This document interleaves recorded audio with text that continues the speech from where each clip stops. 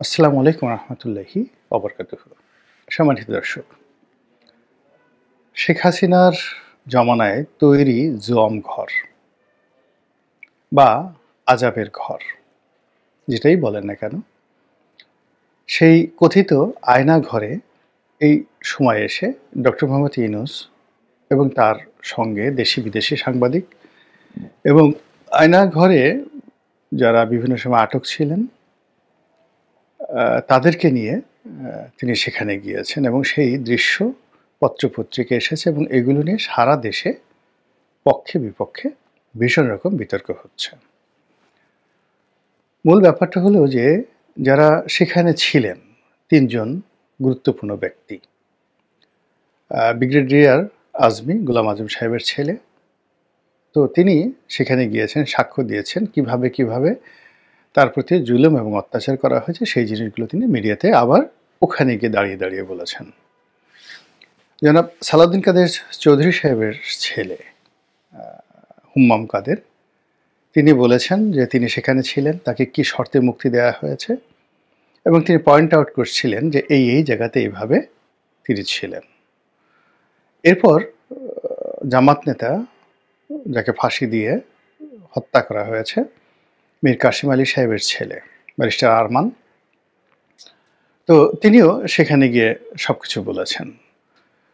তো আমান আজমি সাহেবের সঙ্গে আমার ব্যক্তিগত পরিচয় নেই, কিন্তু আমান আজমি সাহেব যখন নিখোঁজ ছিলেন আমি তার পক্ষে কথা বলেছি। যখন এমপি ছিলাম তখনও বলেছি, পরেও বলেছি এবং ওই সময়টিতে গোলাম আজমের ছেলের পক্ষে কথা বলার মতো লোক বাংলাদেশে ছিল না, কিন্তু আমি সরকারি দলে থেকেও তার পক্ষে বলেছি এবং তার প্রতি অন্যায় করা হয়েছে, তাকে আটকে রাখা হয়েছে, নিখোঁজ করে দেওয়া হয়েছে, এই বিষয়গুলো নিয়ে আমি প্রতিবাদ করেছি। ফলে কি হলো, তার পরিবারের যারা সদস্য আছেন সকলের মধ্যেই আমার সম্পর্কে হয়তো একটা সফট কর্নার তৈরি হয়েছে। ফলে তার ভাই ব্রাদার যারা দেশের বাইরে থাকেন, ইংল্যান্ডে থাকেন, তারা আমাকে টেলিফোন করেছেন বহুবার এবং তাদের সুখ দুঃখের নানা কথা বলেছেন। ফলে তিনি যখন সাড়া পেলেন, সঙ্গতির কারণে আমি খুশি হয়েছি।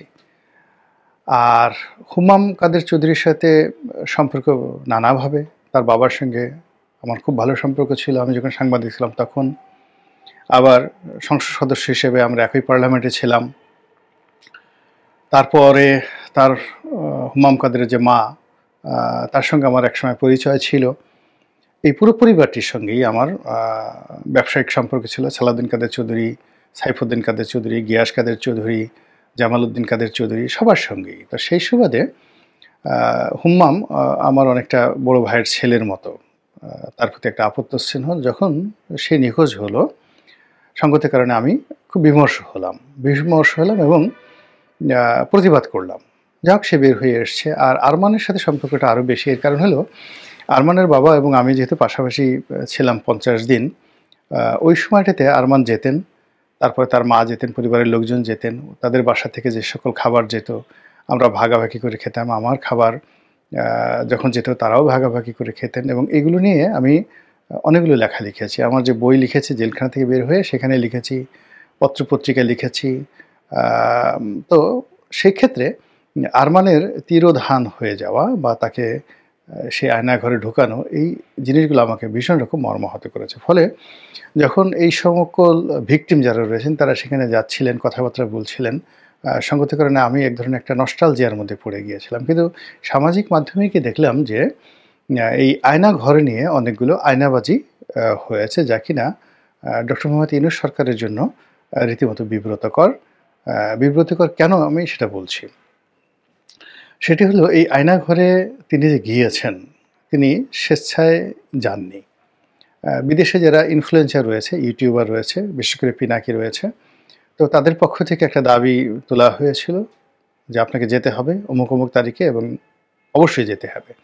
তো মূলত পিনাকির এই যে থ্রেটের কারণে সেনাবাহিনীর যে আয়নাঘর, বিশেষ করে ডিজিএফআইয়ের যে অফিসের আয়নাঘর, এটি অত্যন্ত যাকে বলা হয় রাষ্ট্রীয় কেপিআই জোনের, মানে টপ কেপিআই জোন, শুধুমাত্র কেপিআই জোন বলে চলবে না। এখানে আসলে সেনাবাহিনীর এই গুরুত্বপূর্ণ জায়গাতে অনেক সময় নির্বাচিত প্রেসিডেন্ট তাকেও ঢুকতে দেওয়া হয় না। এমন সব গুরুত্বপূর্ণ, এমনকি প্রতিরক্ষা মন্ত্রী যিনি থাকেন তাকেও সেনাবাহিনীর জাতীয় গুরুত্বপূর্ণ অনেক বিষয়ে জানানো হয় না এবং ঢুকতে দেওয়া হয় না, তাদের কাছে পরামর্শ নেওয়া হয়। তো এই বিষয়টা আমি সেই আবুল মনসুর আহমদের বইতে পড়েছি। এটা হলো হোসেন শহীদ সরওয়ার্দীর মতো মানুষ যখন পাকিস্তানের প্রধানমন্ত্রী ছিলেন এবং তিনি যখন একবার আমেরিকাতে গেলেন কিছুদিনের জন্য, ভারপ্রাপ্ত প্রধানমন্ত্রী হয়েছিলেন আবুল মনসুর আহমদ। তো তিনি সেই ক্যান্টনমেন্টের ভিতরে একটা কেপিআই জোনে যাওয়ার আগ্রহ প্রকাশ করলেন। তখন তাকে সেনাপ্রধান জানানো হলো যে এটা আসলে এমন একটা জায়গা, এখানে কোনো রাজনৈতিক ব্যক্তিত্বকে সেখানে ঢুকতে দেওয়া হয় না, এমনকি প্রধানমন্ত্রীকেও নয়। তো তিনি তখন প্রশ্ন করলেন যে আমার পরিবর্তে যদি হোসেন শহীদ সরওয়ার্দী হতেন, তো বললেন যে একই সিদ্ধান্ত এই ব্যাপারে, এটাই বাস্তবতা। তো এখন সেই পাকিস্তান আর্মির যে সেই নিয়মটা ভারতে আছে কিনা, আমেরিকাতে আছে কিনা আমি বলতে পারবো না, কিন্তু বাংলাদেশে থাকাটাই খুব স্বাভাবিক। এর কারণ হলো আমরা মোটামুটি পাকিস্তান সেনাবাহিনীর যে পোর্টফোলিও, যুদ্ধনীতির ট্রেনিং, ওটাকে আমরা হুবহু ফলো করি। তো সেই দিক থেকে ক্যান্টনমেন্টের যে গোপনীয় জায়গা, তারপরে ক্যান্টনমেন্টের প্রবেশাধিকার থেকে শুরু করে কিছু কিছু অফিস, বিশেষ করে সেনা গোয়েন্দা, অর্থাৎ মানে সেনাবাহিনীর একটা গোয়েন্দা ইউনিট আছে, আর সশস্ত্র বাহিনীগুলোর যে সম্মিলিত যে গোয়েন্দা ইউনিট, যেটাকে ডিজিএফআই বলা হয়। তো এই অফিসগুলোর সিক্রেসি এত মানে স্ট্রংলি মেনটেন করা হয়েছে অতীতকালে যে কেবলমাত্র দায়িত্ববান সামরিক ব্যক্তি ছাড়া কিছু কিছু এলাকাতে অন্য কেউ যেতে পারে না, কোনো রাজনৈতিক ব্যক্তি ইচ্ছা করলেও যেতে পারে না। তো সেই দিক থেকে যে আয়নাঘরটি তৈরি করা হয়েছে, এটি ওদের একটা কৌশলগত কেপিআই জোন ছিল। তো সেটি যখন প্রচার হয়ে গেছে, গ্লোবাল মিডিয়াতে চলে আসছে, তো এটি সেনাবাহিনীর জন্য উন্মুক্ত করে দেওয়া বা এটি দেখানো তাদের জন্য একটা বিশাল নৈতিক পরাজয়।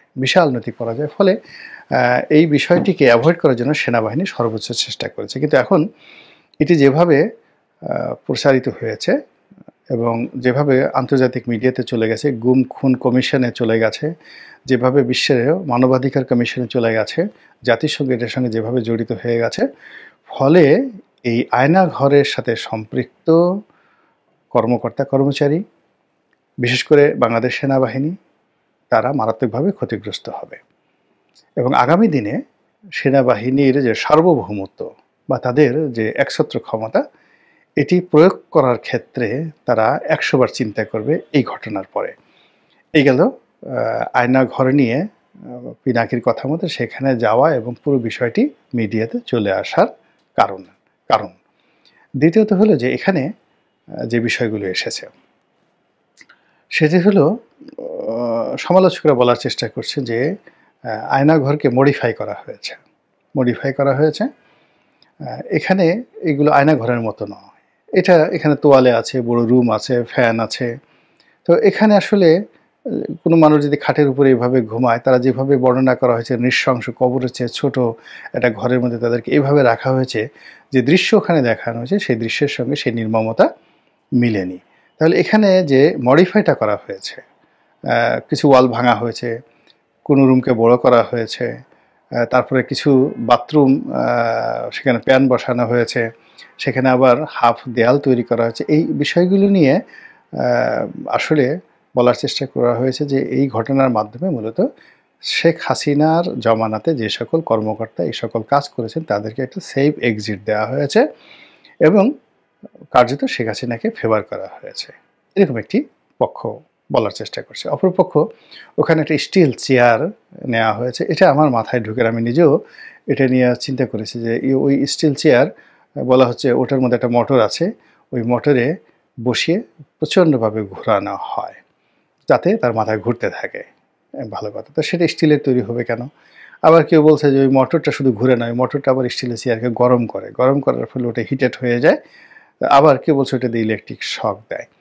তো এই সকল নিয়ে বিতর্ক হচ্ছে এবং বিতর্কের প্রেক্ষিতে নাট্যকার এখন যে উপদেষ্টার উপরে রয়েছে ফারুকী, তার 14 গোষ্ঠী উদ্ধার করছে, সবাই বলার চেষ্টা করছে ফারুকী এই সকল নাটক সাজিয়েছে এবং এই নাটকের যে স্ক্রিপ্ট এটা খুবই দুর্বল এবং এটার যে দৃশ্য চিত্রায়ন, ফটোগ্রাফি এটা আরও দুর্বল এবং এটা সবাইকে ডুবিয়েছে, সবাইকে ডুবিয়েছে। এখন এই যে আয়নাঘর নিয়ে যা কিছু হচ্ছে, এটা মূলত এক ধরনের আয়নাবাজি। এক ধরনের আয়নাবাজি। মূলত আমরা যেটা চাই সেটা হলো আয়নাঘরের সাথে যারা জড়িত ছিলেন এই কুকর্মের সঙ্গে তাদের বিচার চাই। দ্বিতীয়ত হলো এরকম আয়নাঘর যেন আর না হয়। আমরা ৩২ নম্বর যেভাবে আপনারা ভেঙেছেন তার চেয়ে আরও নির্মমভাবে আয়নাঘরকে আপনারা ভেঙে গুঁড়িয়ে দিন। এটাকে সংরক্ষণ করার দরকার নেই, দেখানোর দরকার নেই। কিন্তু দেশের স্বাধীনতা এবং সার্বভৌমত্বের প্রতীক যে সেনাবাহিনী, সেই সেনাবাহিনীর স্পর্শকাতর কিছু কর্মকাণ্ড, সেটা অন্যায় হোক, ভুল হোক, যা কিছু হোক, সেইগুলোকে সামনে এনে টানা হেঁচড়া করার ফলে কি হচ্ছে, এই সেনাবাহিনী পুলিশের মতো হয়ে যাচ্ছে, সেনাবাহিনী আনসারের মতো হয়ে যাচ্ছে। কদিনের পর যদি বলা হয় সেনাবাহিনী চৌকিদার হয়ে গেছে, যেটি ইন্ডিয়াতে বলা হয় যে নরেন্দ্র মোদীকে বলা হয় চৌকিদার চোর হ্যায়। রাহুল গান্ধী পার্লামেন্টে বসে বলছে যে এই রাষ্ট্রের যে চৌকিদার নরেন্দ্র মোদী, সেই চৌকিদার এখন চোর, চৌকিদার চোর হ্যায়। তো এই পলিটিক্যাল যে ব্লান্ডারগুলো আছে, সমালোচনাগুলো আছে, এগুলো যদি খুব প্রবলভাবে চলতে থাকে, আমাদের ক্ষুদ্র দেশ, এমনি আমরা নানা রকম প্রেশারে আছি। আমরা পাহাড়ে যুদ্ধ করতে পারছি না, আমরা সেই সীমান্তের ওপারে মায়ানমারের আরাঙ্কার আর্মিদের সাথে যুদ্ধ করতে পারছি না, রোহিঙ্গারা বিস্ফোরা হয়ে আমাদের ঘাড়ের উপর বসে আছে। তারপর ভারত সীমান্তের চারিদিক থেকে আমাদেরকে খুবই জ্বালাচ্ছে, আমাদের অর্থভাণ্ডার শূন্য বলতে গেলে, ব্যবসা বাণিজ্য সবই নিম্নমুখী, মানুষের মধ্যে হতাশা, মব জাস্টিস মানে ক্রমাগতভাবে বাড়ছে, বুলডোজার বাহিনীর যে দাপট বাড়ছে। সেই ক্ষেত্রে আমাদের যে রাষ্ট্রীয় আইনশৃঙ্খলা রক্ষাকারী বাহিনী, পুলিশ, মিলিটারি থেকে শুরু করে আমাদের বিচার বিভাগ, এরা আমাদের আসলে এই মুহূর্তে অবলম্বন। আর সেই অবলম্বনগুলো যেন অপমানিত না হয়, লাঞ্ছিত না হয়, বিতর্কিত না হয়, তাদেরকে নিয়ে যেন মানুষ বিরূপ মন্তব্য না করে, এর দায়িত্ব আপনার আমার সকলের। কোনো অবস্থাতে আমরা যেন সীমা অতিক্রম না করি। আল্লাহ আমাদের সবাইকে হেদায়েত দান করুন এবং হেফাজত করুন। আসসালামু আলাইকুম ওয়া রাহমাতুল্লাহি ওয়া বারাকাতুহু।